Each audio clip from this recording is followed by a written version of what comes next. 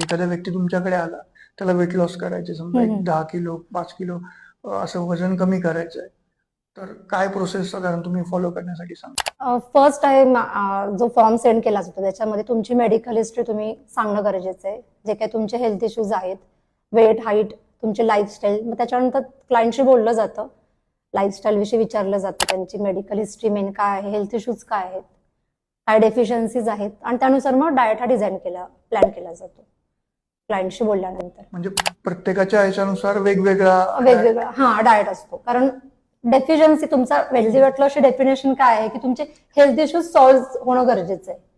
तुमचे जर हिमोग्लोबिनच कमी असेल, तुमचं वजन समजा 10 किलो झालं आणि तुम्ही हिमोग्लोबिन लेवल कमी आहे, विटॅमिन डी, विटॅमिन B12 असेल, याचे जर बरेच डेफिशियन्सी प्रमाण वाढत चाललंय. असं नाही की फक्त जे प्युअर व्हेजिटेरियन आहेत त्यांच्यामध्येच विटॅमिन B12चं प्रमाण कमी आहे, तर जे नॉन व्हेजिटेरियन त्यांच्यामध्ये पण का कमी आहे, याच्यामागे कारण हे आहे की आजकाल नॉनव्हेज बरेच प्रमाणात बाहेर खाल्लं जातं, घरी कमी बनवलं जातं. मग बाहेरचं किती तुम्ही खाल्लं तरी त्याच्यामध्ये तुम्हाला एवढा नाही विटॅमिन B12चा सोर्स नाही मिळाला जात किंवा प्रोटीनचा इतका नाही. तुम्ही जेवढं घरचं खाणार तेवढं चांगलं आहे.